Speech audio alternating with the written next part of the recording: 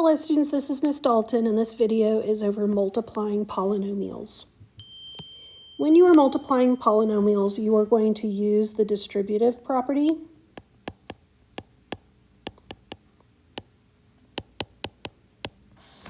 Then you're going to combine like terms and write it in standard form.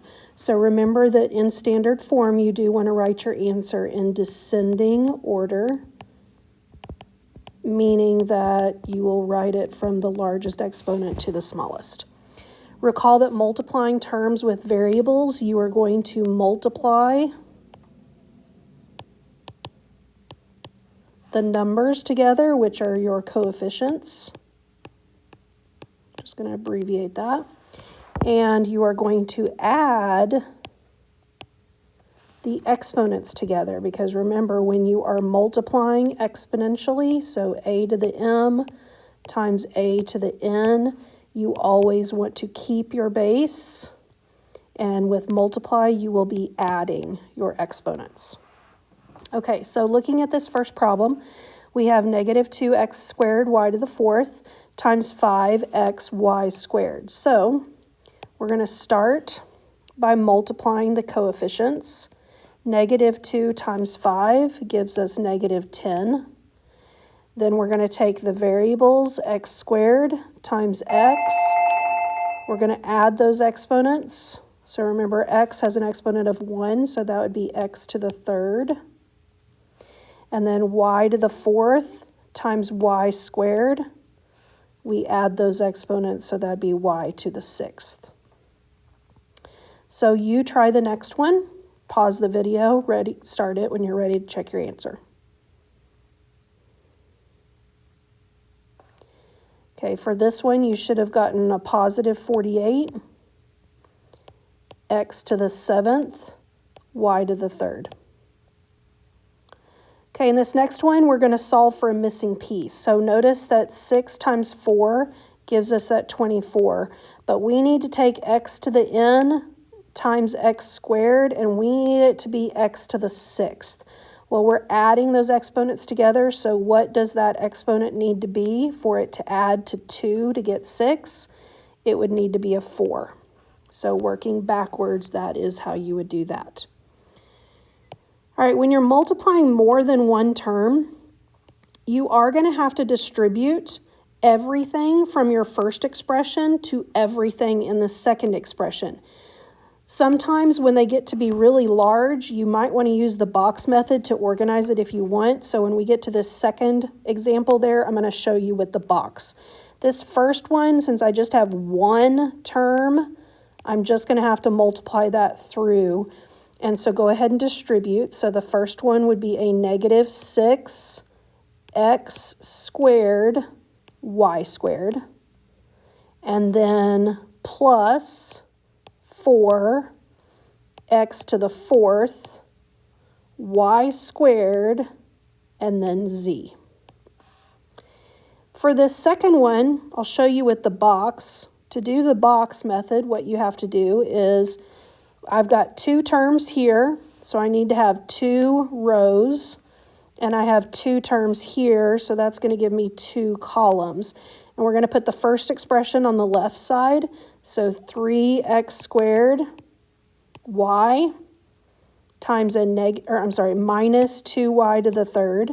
And then we'll put the second expression on the top, x to the fourth y to the third minus 5x to the third y.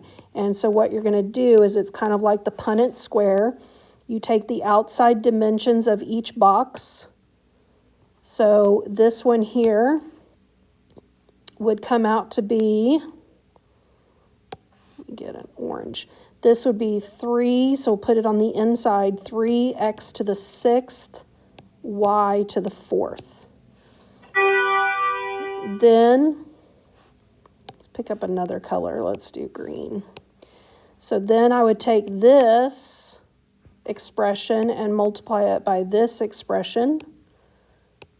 And that would give you, right here, that would give you a negative 15 x to the fifth y squared. Then we're going to take this times this, and that's going to give us, let's see, that's going to give us a -2 x to the 4th, y to the 6th.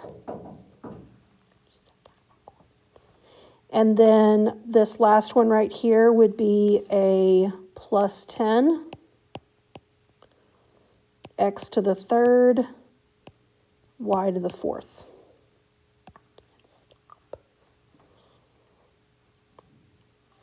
All right. Moving on to this one right here. So now when we're multiplying, oh, I'm sorry, I didn't finish that one. Oh, sorry, someone was knocking on my door and I got distracted. So you would write your final answer with everything that's on the inside. Unless you could combine something, you would want to go ahead and combine terms, but this one wouldn't combine. So you would end up with 3x to the 6th, y to the 4th, minus 15x to the 5th, y squared, minus 2x to the 4th, y to the 6th, plus 10x to the 3rd, y to the 4th. So that would be your final answer here. Okay, so on this last one, I want you to go ahead and try it on your own and press play when you're ready to check your answer. You should end up with a squared minus b squared, because those middle two terms canceled when you multiplied them. All right, so let's move on. When you're multiplying squared expressions, you're going to write the expression twice and then distribute. Because remember, when you have something to the squared power, that means it's that something times itself twice. So you need to write it down twice. So let's look at this one. We're going to have 3a squared b to the 4th minus 5 times 3a squared b to the 4th minus 5. And I'm just going to double distribute. So I'm going to take this one and multiply it through. So that would give us 9a to the 4th, b to the 8th, because we're adding those exponents again. And then 3 times -5 would be minus 15, a squared b to the 4th. And then this one here would be a minus 15, a squared b to the 4th. And this -5 times -5 would be positive 25. When you do this, hopefully you recognize that those middle terms are going to be the same. And so you are going to have to add those up. So 9a to the 4th, b to the 8th. Combine those, so that would be a -30 a squared b to the 4th. Because remember, you don't change your variables and exponents. You just combine the coefficients. And then plus 25. So that would be your final answer. All right, let's try this next one. If you want to try it on your own, you can pause the video and then press play when you're ready to check it. First thing you want to do is write it down twice.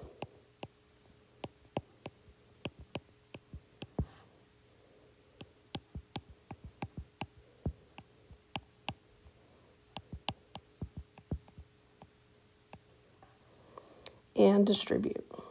So this would give you a positive 16 x squared y squared z to the 4th. Here you would get -8 x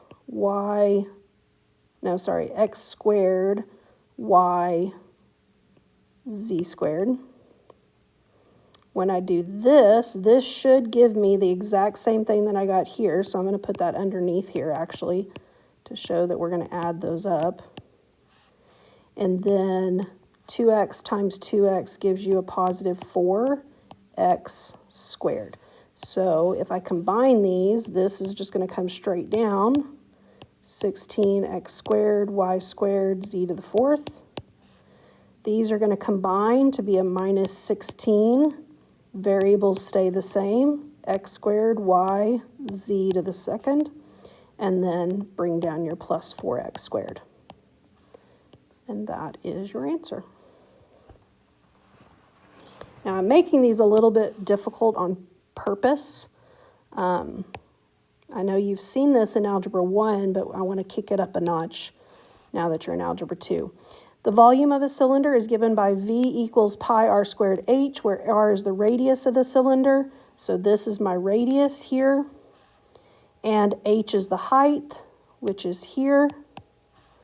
Write an expression in standard form to represent the volume of the figure below. So we're going to plug into the formula. So we're going to have V equals pi r, my r is x plus 2, squared, and then times my height of 3x plus 8. So I'm going to do this piece first.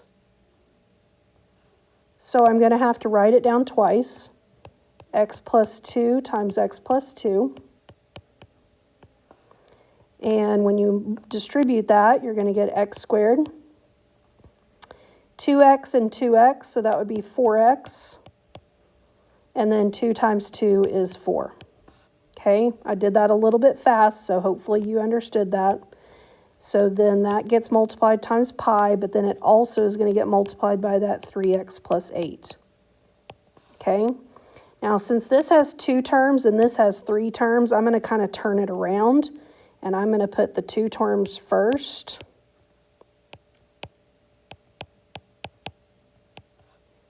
And the 3 terms second, so that when I'm distributing, I'm not having to distribute 3 terms into 2 terms. So 3x times x squared would be 3x to the third.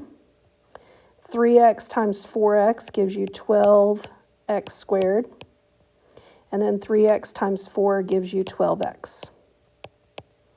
Now, when I multiply this way, 8x squared, I'm going to put it underneath the x squared term. 8 times 4x gives me 32x. And 8 times 4 gives me 32. So that when I'm combining them, I can just combine straight down. So this would be a 3x to the third. 12 and 8 gives me 20, so 20x squared. 12 and 32 gives me 44x, and then plus 32. And then remember that that's all gets multiplied by pi. Generally, we will put the pi at the end. And so the expression for my volume is this expression right here. It's a doozy, but that's how you would work out that problem. So again, I'm trying to challenge you a little bit and think outside the box when we're multiplying. All right, so this last one that we have here, the area of a rectangle is given by A equals L times W, where L is the length and W is the width. So this would be my length, this would be my width, and they want us to write an expression in standard form to represent the area. So we're going to do area equals length times width. So we're going to multiply 4x minus 7 times x plus 3. 4x times x gives you 4x squared. 4x times 3 gives you 12x. Negative 7x. And negative 7 times 3 is negative 21. And so our area would be, combine like terms, 4x squared, combine 12x, negative 7x, that gives you plus 5x, and minus 21. So this would be the area of that rectangle. All right, that's it for this video on multiplying polynomials. Please let me know if you have any questions, and we'll do practice problems.